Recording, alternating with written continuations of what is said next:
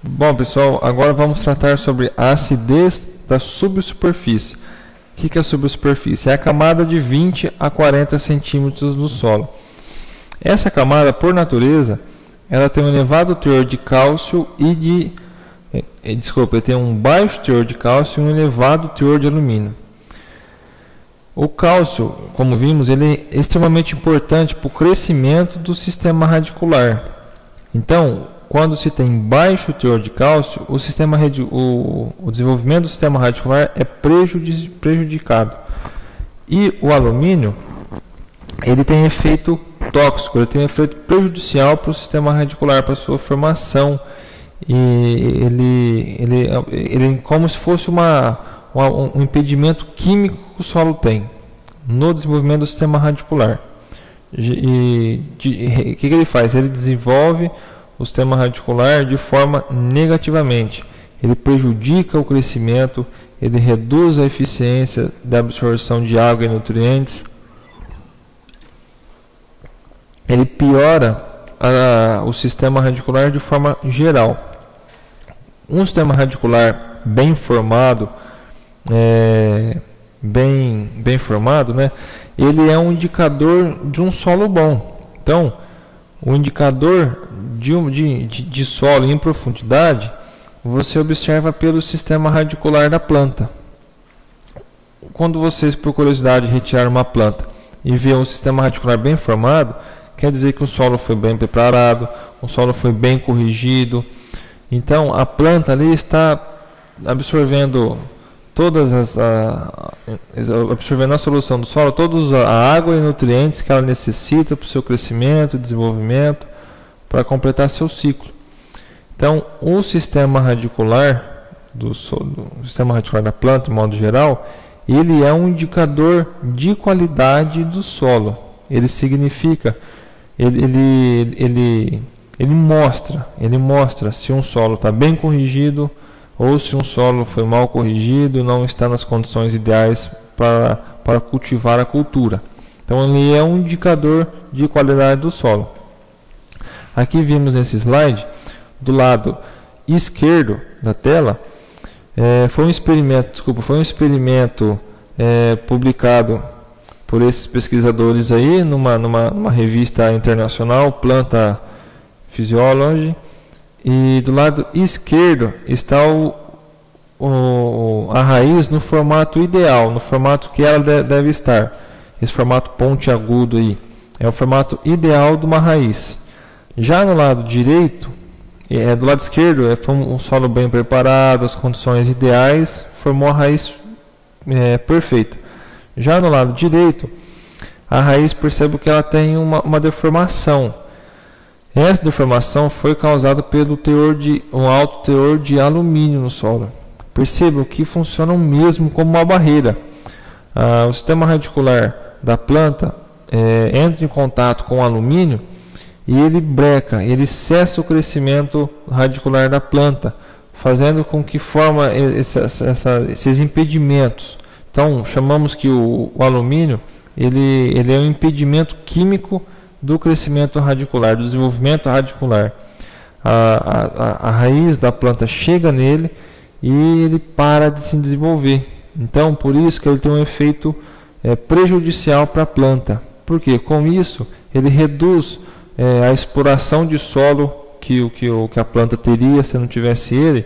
A planta formaria o sistema radicular normal, exploraria um volume de solo maior em busca de água, em profundidade, em épocas de veranico, de déficit hídrico. A planta tem essa busca por água em profundidade, que quando tem um teor de alumínio, fica prejudicado. Ele para o crescimento do sistema radicular, afetando a planta desde o início até o final da cultura. Então, a gessagem é isso. A gessagem é a adição de gesso. A calagem é a adição de calcário. A gessagem é a adição de gesso. Então, o gesso é composto dessa maneira. CaSO4, 2H2O. Então, o gesso tem água na sua fórmula. E além do mais, ele tem cálcio, enxofre e oxigênio, ele tem sulfato. Além do mais, ele tem P2O5, ele tem fósforo. O que mais que ele tem de importante aqui? Bom, é isso, o importante é isso, que ele tem cálcio, enxofre, ele tem fósforo. Então essa é a composição química do gesso.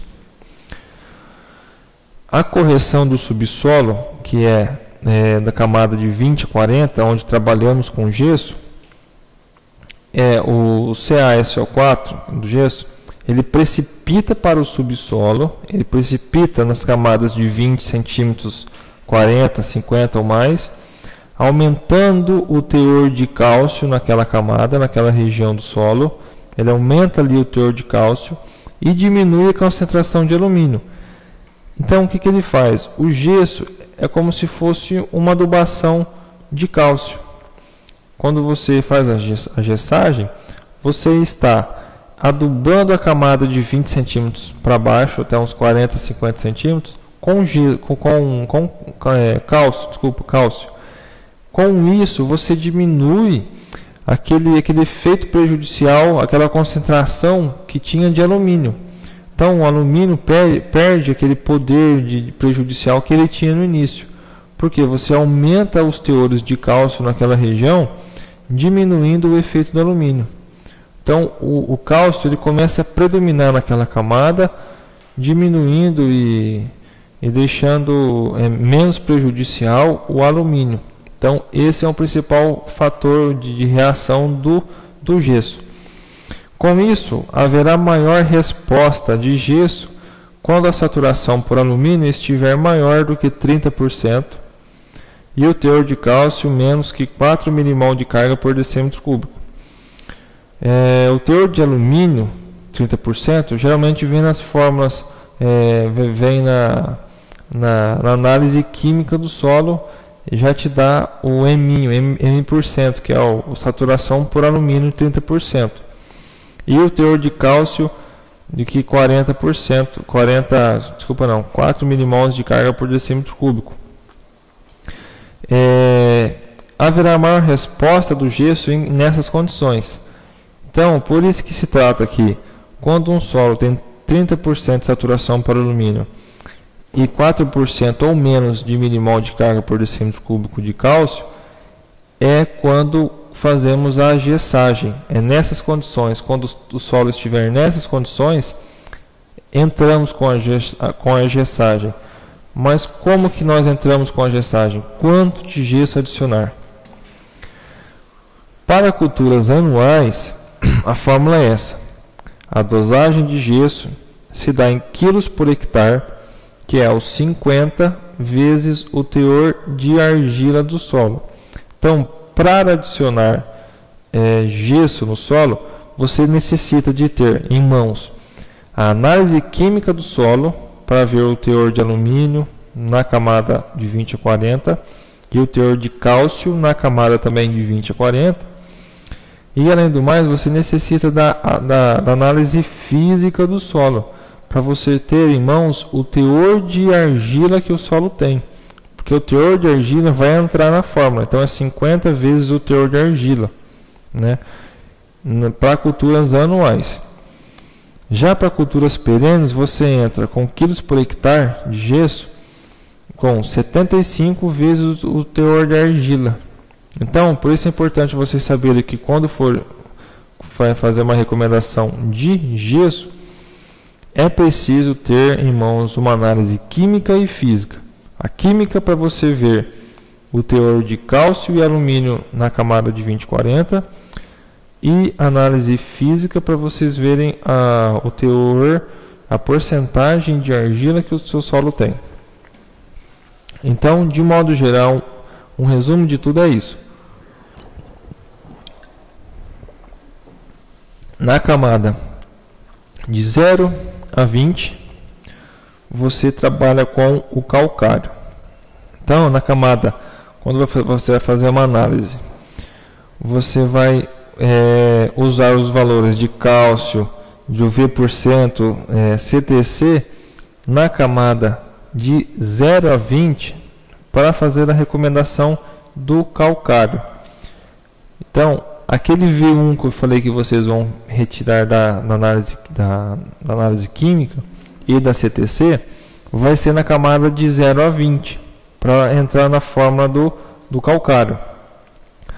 Já na fórmula do gesso, que é feito na camada de 20 a 40, quando vocês fazem a amostragem de 20 a 40, vocês vão usar o cálcio, ver se o cálcio está menor que 4 milimols de carga por decímetro cúbico e ver se a saturação por alumínio está maior que 30%. Se estiver, vai ter que fazer a gessagem. Tendo que ser feita a gessagem, vocês precisam ter análise física do solo para saber o teor, a porcentagem de argila que o solo contém para entrar na fórmula. Então, quero que vocês fiquem na cabeça de vocês, que o calcário é numa camada de 0 a 20 e o gesso é na camada de 20 a 40. Então, trabalhamos dessa forma. Então, o gesso é mais solúvel do que o calcário.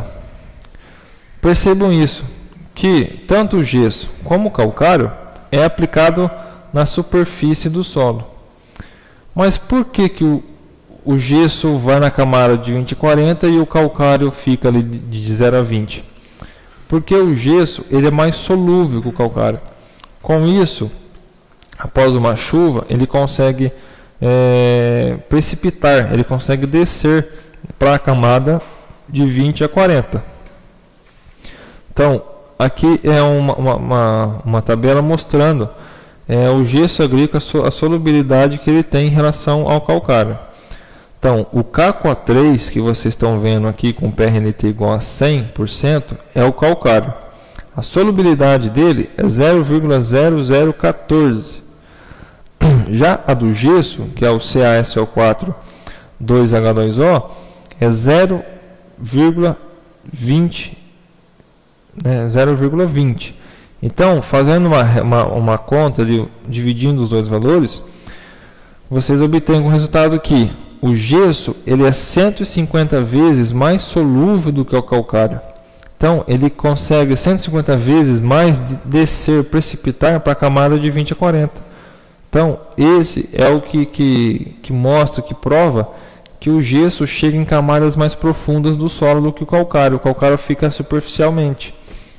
Já o gesso não, ele consegue descer no perfil do solo, atingindo camadas de 20, 40, 50, entendeu?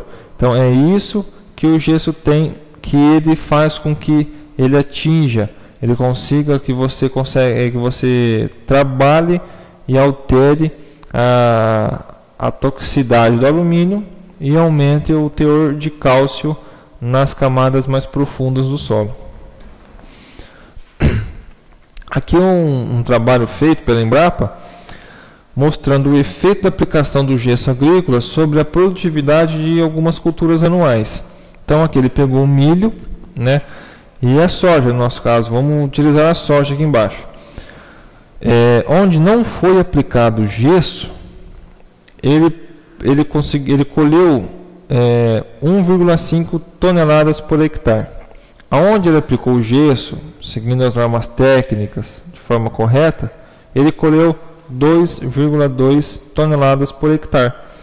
Então ele aumentou 0,7 toneladas ou 700 quilos por hectare. Um aumento de 47%, quase 50% a mais.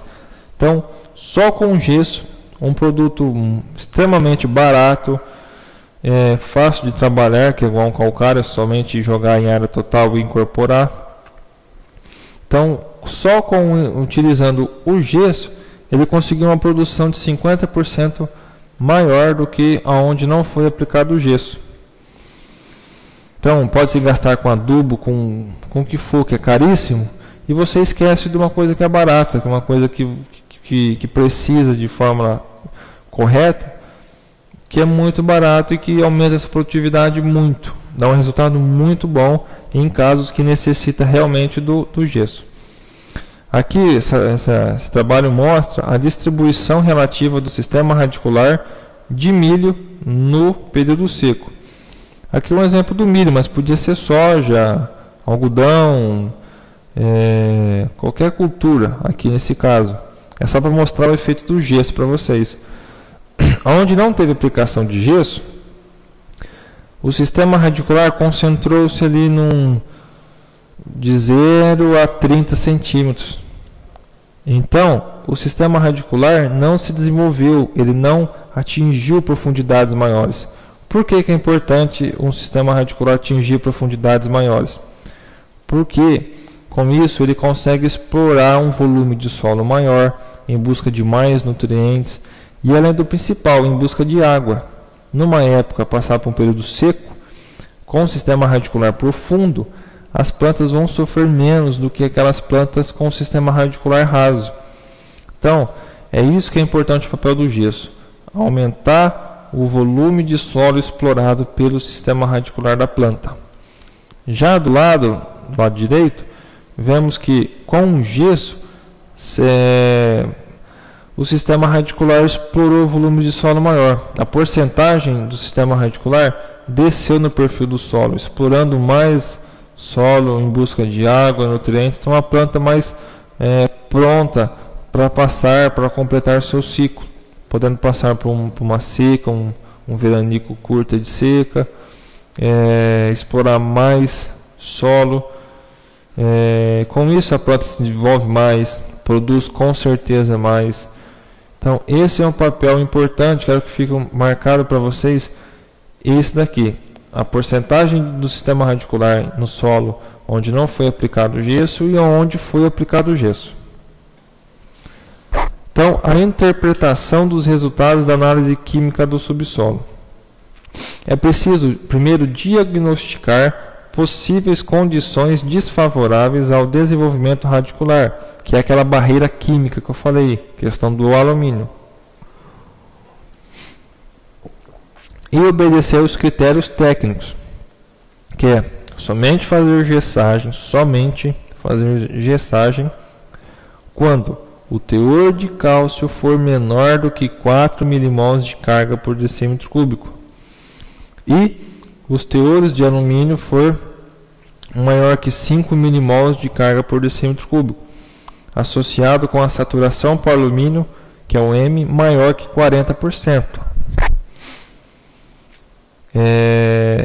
Importante para a gessagem: a necessidade de gesso. Aqui já vem uma outra fórmula.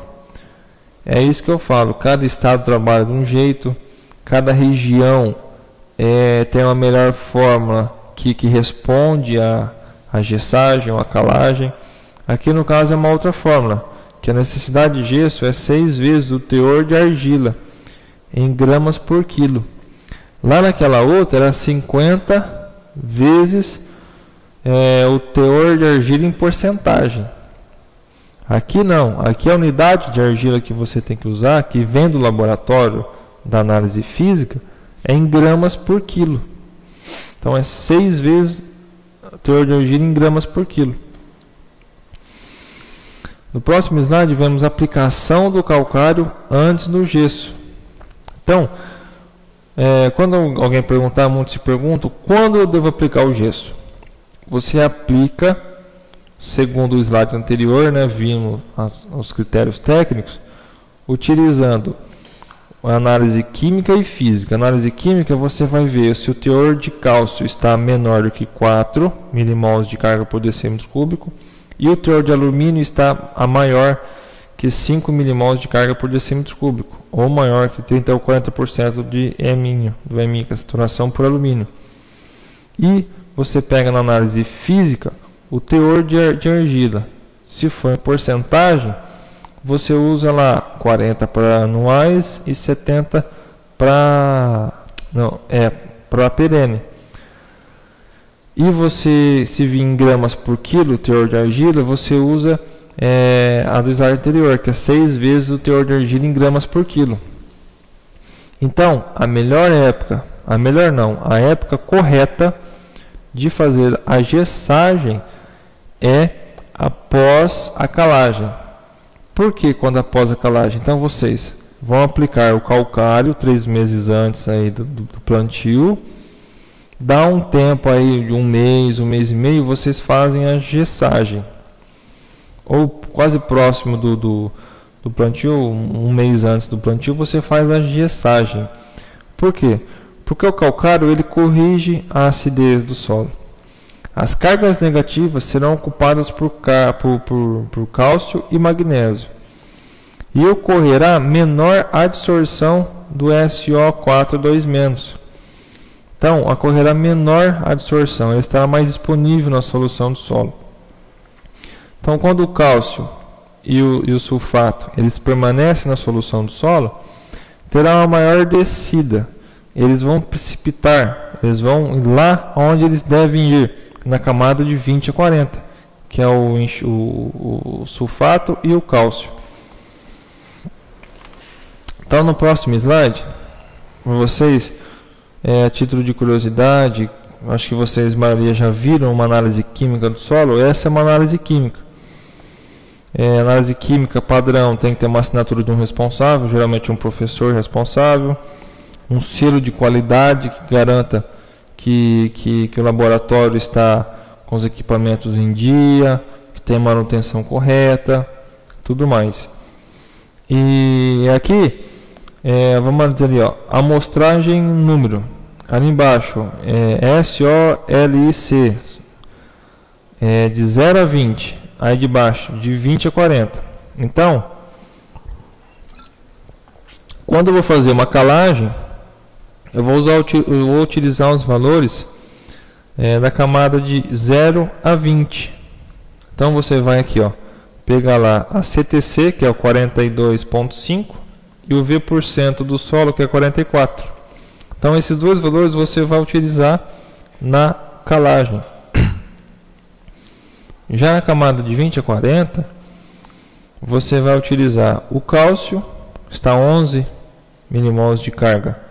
Então, nesse caso, não vou precisar fazer a gessagem. Por quê? Porque o cálcio já está em 11. E o alumínio está 0,7. Lá eu falei que ele tem que estar maior que 5 milimol. Então, segundo essa análise de solo, não precisa fazer a gessagem. Somente a calagem se for necessária, dependendo da cultura. Então, esse aqui é uma página do Boletim 100, que é um livro base da adubação do estado de São Paulo, feito pelo IAC, escrito por Malavolta, os pais da adubação do Brasil, e que vem isso. Então, você vai pegar a sua análise química e física, utilizar esse livro. No caso da soja, ele te dá tudo o que precisa. Então, fala o espaçamento, o número de sementes por metro, depois a calagem, deve atingir a saturação, o V% da soja é 60, um teor de magnésio no mínimo de 5 milimol. Depois fala sobre a incubação, que é fazer a inoculação da bactéria fixadora de nitrogênio, que vimos naquela aula passada, uma das aulas passadas, como é feita. Mostra a tabela de produtividade esperada. Então, o que você faz? Você, no slide anterior, você vê lá, vamos fazer a adubação ali. Na camada de 0 a 20, o teor de fósforo foi 3. Então, 3. Você pega o P-resina, que é o fósforo, 3. 3 está entre o 0 e o 6. Aí você trabalha com a produtividade esperada, vamos trabalhar com 3 toneladas por hectare. Você vai aplicar 90 kg de P2O5 por hectare. Então, é muito simples e fácil, desde que você tenha as análises em mãos e saibam fazer as recomendações certas, tanto de fósforo e de potássio. Aí fala que não é possível obter essas produtividades com a aplicação localizada de fósforo em solos com teores muito baixos de fósforo. Empregar 15 15 kg por hectare de enxofre para cada tonelada de soja produzida. Em solos de deficiência de manganês, que é manganês no solo até 1,5 mg por decímetro cúbico, aplicar 5 kg por hectare de manganês. Nas dosagens, aqui importante, nas dosagens acima de, quando você fazer a análise ali e dá uma aplicação de 50 kg por hectare de K2O, que é de potássio, você deve fracionar essa adubação, você deve fazer essa aplicação metade no plantio e metade de 30 a 40 dias para solos arenosos, que é o nosso caso aqui, a maioria do Noroeste Paulista, alguns lugares do Mato Grosso, Goiás. Se der mais que 50 kg por hectare de K2O, você deve fracionar essa aplicação, aplicar 30, 40 dias depois a outra metade. Então aí depois falar aqui nas observações, a má distribuição ou a incorporação muito rasa do calcário pode prejudicar ou agravar a deficiência do manganês, resultando na queda de produtividade. No cultivo de primavera-verão, que é onde cultivamos soja, a incubação das sementes dispensa adubação nitrogenada. Então, com a incubação, com a inoculação daquela bactéria fixadora de nitrogênio, você dispensa a adubação nitrogenada, você não precisa mais de adubação nitrogenada, diminui o seu custo. Então, utilizando uma coisa natural para seu benefício. E depois, em solos arenosos, ácidos, pode ocorrer deficiência de molibdênio, deficiências de micronutrientes na soja são raras no estado de São Paulo. Na suspeita de ocorrência, realizar a análise do solo e análise foliar. Uma vez constatada a deficiência, pode-se aplicar com adubação de semeadura as seguintes quantidades: 5 kg por hectare de zinco, 2 kg por hectare de cobre e 1 kg por hectare de boro. Vocês imaginam aplicar 1 kg de hectare de boro por hectare. 1 kg de boro por hectare. Imagina distribuir um saquinho de 1 kg no hectare. É muito difícil, complicado. Os livros trazem esses dados, mas em campo é muito difícil. É muito complicado fazer isso. Então, eu queria mostrar para vocês como é utilizada uma adubação. É isso daqui. Para o caso da soja, essas simples 2 páginas, muito simples e fácil. Bom, pessoal, ficamos por aqui hoje. Semana que vem estarei de volta. Qualquer dúvida, qualquer assunto que ficou aí com dúvida, criou qualquer coisa, entra em contato comigo, manda no meu e-mail a pergunta. Semana que vem eu trago para vocês a resposta. Então, o meu e-mail é gustavo.lesse@hotmail.com. Obrigado, pessoal, e até semana que vem. Tchau.